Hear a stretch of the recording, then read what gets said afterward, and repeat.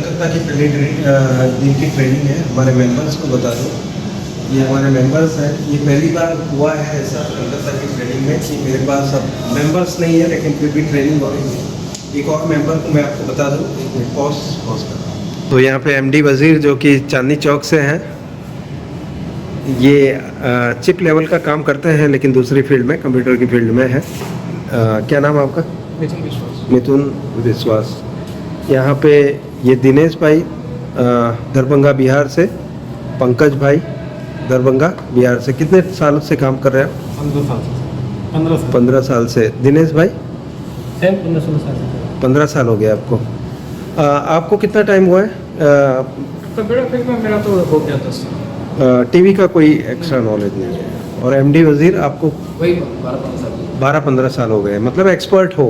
कुछ चीज़ें हैं जो बाकी है वो यहाँ सीख के जाओगे। यहाँ पंकज भाई भी एक्सपर्ट है, चिप लेवल का काम करते हैं, लेकिन कुछ चीज़ें जो बाकी है वो भी एक्सपर्ट होके जाएंगे यहाँ से। दिनेश भाई भी वैसे ही, ठीक है।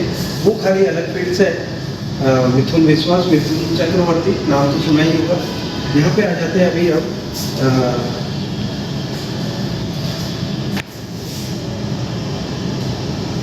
आप इंडिकेटर लाइट से स्थिति का पहले अंदाज़ा लगाएं, उसके बाद हम रिपेयरिंग स्टार्ट करें, ठीक है ना। कोई भी फॉल्ट को देखने के लिए सबसे पहले हमको फॉल्ट समझना पड़ेगा कि एक फॉल्ट आखिर है क्या, ठीक है। तो कुछ फॉल्ट के बारे में मैं नज़र डाल देता हूँ। नो इंडिकेटर,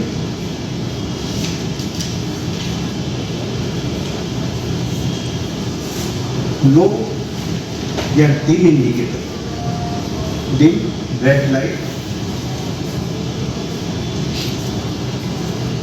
मतलब स्टैंड बाई लाइट है, ठीक है। रेड लाइट ओके है, मतलब स्टैंड बाई में ओके है।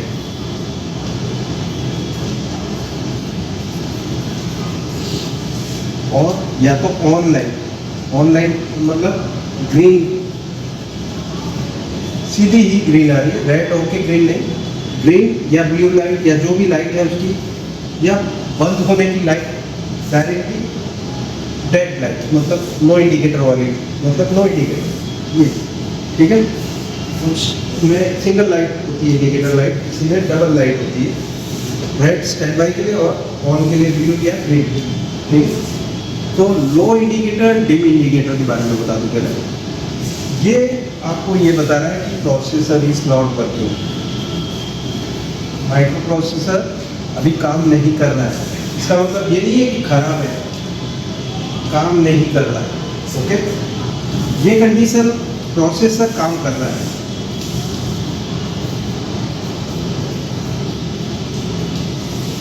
ठीक है। Processor is working but software issue हो सकता है, ठीक है। इसमें मेजॉरिटी ऑफ केसेस में डायोड टेस्ट के पास होने के बाद, सभी सप्लाई चेक कर लेने के बाद, मेजॉरिटी ऑफ केसेस में सॉफ्टवेयर आता है या प्रोसेसर खराब, ठीक है।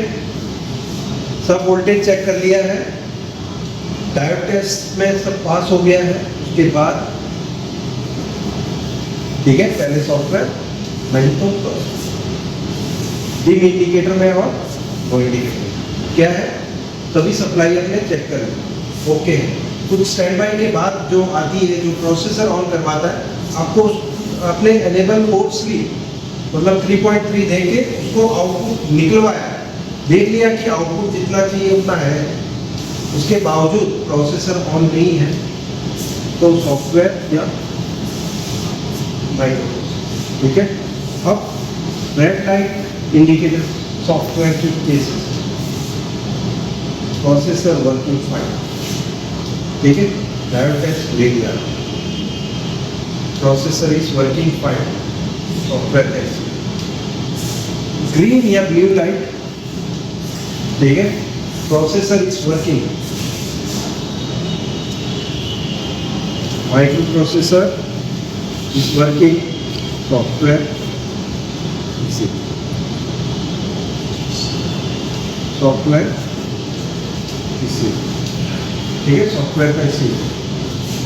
अब देखो ट्रेनिंग चाहे किसी भी हालत में हो, चाहे हमारे पास मेंबर हो ना हो, आज सीढ़ियों से गिर गया, पैर टूट गया, ट्रेनिंग कैंसिल हो जाएगी।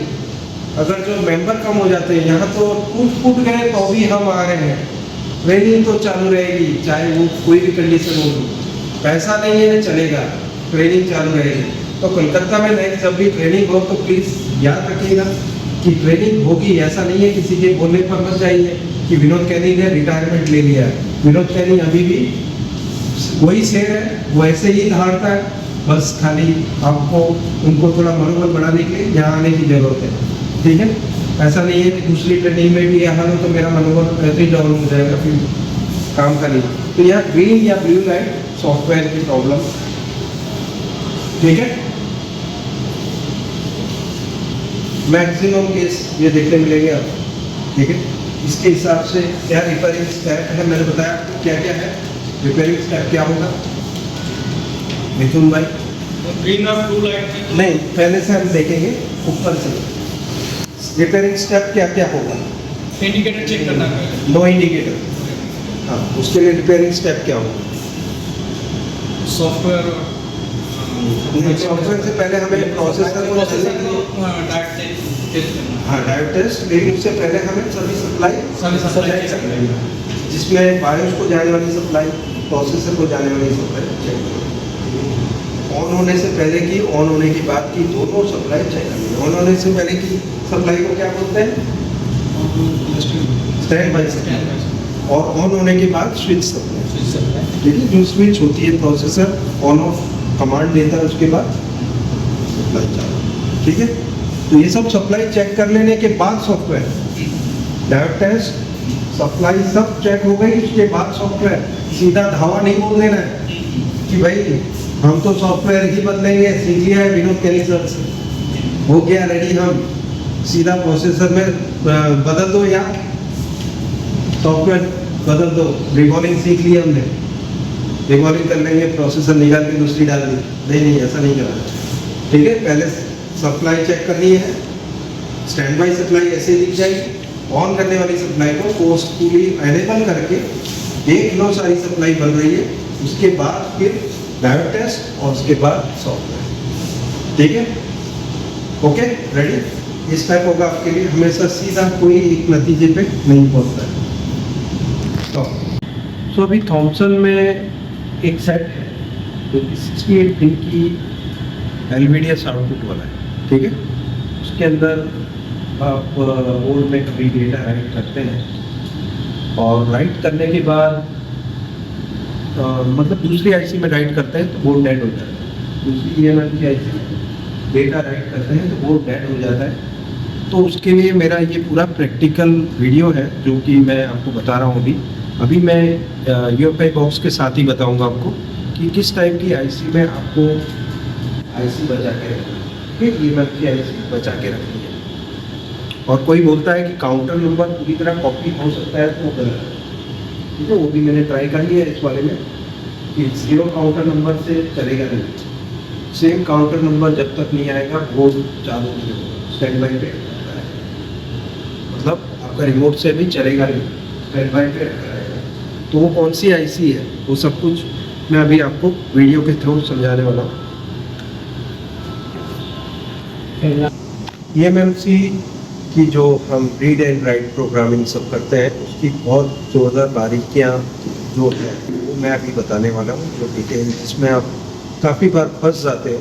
कुछ आईसीज ऐसी भी होती है प्रोसेसर जिसमें EMMC आईसी चेंज हो जाए तो बोर्ड ऑन नहीं होता है।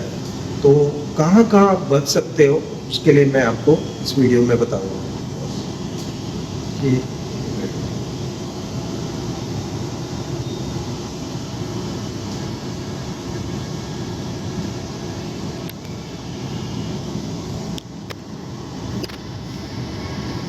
ये फोकस मेरे को बोलना कौन सा सही है, क्योंकि मेरी आंखें खुद ब्लर है। ये सही है, ये ठीक है सर, ये ठीक है ना, ठीक है। आ रहा है कि error EMMC backup directory has not been set, तो तब आता है जब आप UFI एप्लीकेशन के अंदर ही बैकअप डायरेक्टरी बना देते हैं, ठीक है, एप्लीकेशन के फोल्डर में। तो आपको ऐसा नहीं करना है, अगर जो बैकअप डायरेक्टरी आपको बनानी है तो अलग से बनानी है, या तो आप सी ड्राइव में बना सकते हो या आपकी जो वर्किंग ड्राइव जो भी हो उसमें बना सकते हो। तो मैं आपको बताता हूँ कैसे करना है। तो ये बार बार ना है उसके लिए ओके बटन दबा देना है पहले। अब यहाँ पे कुछ चीज़ें लिखी हुई है, जैसे कि ये ड्राइव कौन सी आपको सिलेक्ट करनी है, ठीक है, और उसके बाद ड्राइव में कौन से फोल्डर पे जाना है। तो आप पहले फोल्डर बना लो यहाँ पे। तो मैं सोच रहा हूँ मेरी जो डी ड्राइव इसके अंदर जो लैपटॉप के अंदर है उसमें मैंने डी ड्राइव में, माफ़ कीजिएगा, मूवी बहुत देखता हूँ, मूवी का फोल्डर हो गया, मूवी के फोल्डर में है थर्ड फोल्डर प्रोग्रामिंग फाइल। ये सारे सी ड्राइव की चीज़ है जो मैं ले आया इधर। फोर्थ में सॉफ्टवेयर एंड अदर थिंग्स। देखो मैं सोच रहा हूँ कि फोर्थ वाले में एक फोल्डर बना, ठीक है, इसको नाम देता हूँ UEFI। क्या देगा, पूरा कैप्स लॉक ऑन करके UEFI डायरेक्ट, ठीक है। कोई अभी तक मैंने डायरेक्टरी बनाई नहीं थी इसलिए ये एरर आता था। अब मैंने एक फोल्डर बना के रख दिया है, ठीक है। अब इसकी जरूरत नहीं है। फोल्डर बनाने के लिए मैंने अभी ड्राइव में जाके एक फोल्डर बनाया है। तो वो डी ड्राइव के लिए देखो ये पूरा ड्राइव, यहाँ से आपको डी ड्राइव के अंदर के फोल्डर दिखे। अब देखो डी ड्राइव के अंदर के फोल्डर में मैंने फोर्थ वाले में, ठीक है, फोर्थ वाले में down arrow UEFI directory select कर दिया। अभी एक UEFI डायरेक्टरी बना दी है, उसके बाद क्लोज करो। तो एवरी टाइम मैं जब प्रोग्रामर ऑन करूँगा तो ये जो एरर के साथ ऑन होता था वो नहीं होगा। देखो मैं दोबारा ऑन कर रहा हूँ,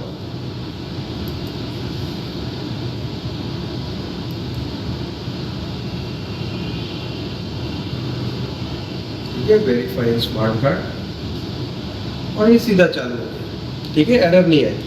मैंने पहले बैकअप डायरेक्टरी जो बनाई थी वो UEFI बॉक्स का जो एप्लीकेशन जिसमें रखा हुआ है उसी के अंदर डायरेक्टरी बनाई थी। तो ये डायरेक्टरी बार बार पूछेगा आपको, ये किसी और रूट चैनल में बनानी है, सेम में नहीं, UEFI बॉक्स के एप्लीकेशन फोल्डर में नहीं। तो यहाँ पे सबसे पहली चीज होती है आइडेंटिफाई eMMC। अभी मैं ये जो UEFI बॉक्स पहले से समझा रहा हूँ, ठीक है। अभी ये पहले समझ लो इसको, आइडेंटिफाई eMMC, ठीक है। कोई भी आईसी आप प्रोग्रामर के इसके अंदर रखते हो यहाँ पे सॉकेट में, ठीक है, अपने eMMC की कोई भी आईसी इसके अंदर डाली है, ठीक है। इसमें दो स्लॉट्स दे रखे हैं। एक तो देखो यहाँ पे पास में से ले लो और लाइट ऑन कर लो, 1 मिनट पॉज कर लो। ये इसमें 2 स्लॉट्स है आपका 153 टाइप की, हमारी जो टीवी में यूज़ होती है कौन सी होती है, 153 वाली BGA 153 टाइप की है, या 169, ये इस वाले स्लॉट में फिट होगी। इसमें 3 तरह की आईसी आप फिट कर सकते हैं। तो 3 सिंबल्स दे रखे हैं, तो इसके अंदर आपको आईसी फिट करनी है। वो आईसी फिट करते समय मैं बताऊंगा आपको। अभी आइडेंटिफाई eMMC करना है आईसी प्रॉपरली रखने के बाद। सबसे पहला काम क्या होता है, आईसी अपने बोर्ड से निकाली, बोर्ड से निकाल के रिवॉल्व की। रिवॉल्व करने के बाद प्रोग्रामर में साफ सुथरी कर दी, मतलब थिनर से क्लीन वगैरह कर दिया, जो भी फ्लक्स वगैरह है हटा दिया। फिर बाद में हमने सुखाकर आईसी को प्रोग्रामर सॉकेट पे रख दिया, उसका ढक्कन लगा दिया है। उसके बाद आपको आइडेंटिफाई eMMC बटन दबाना, ठीक है। अगर जो आपको आईसी निकालना ही नहीं आता है, ठीक है, आईसी निकालना नहीं आता है, तो आपको ये बटन भी साथ में दबाना है, ठीक है। इसको क्लिक करना है। तो क्लिक कैसे करना है, ये मेरा जो माउस है उसकी लेफ्ट की है, वहां पे ले जाके उसको ऑन कर दो, ठीक है। 1 मिनट में वो पहले मार्क हटा देता हूँ। अभी मेरे को दोनों टाइम में मार्क दिखेगा बिकॉज मैंने खुद मार्क बनाया हुआ है, ठीक है। ये मैंने डाल दिया है, ठीक है। अब देखो कुछ चीजें आपको लिख कर आ गई है इसमें, कुछ चीजें हैं जो दिख नहीं रही है, ओके। अब आ गई, आपको ये सब वायरिंग करनी पड़ेगी। Data 0, CMD, clock, ground, VCC, VCC।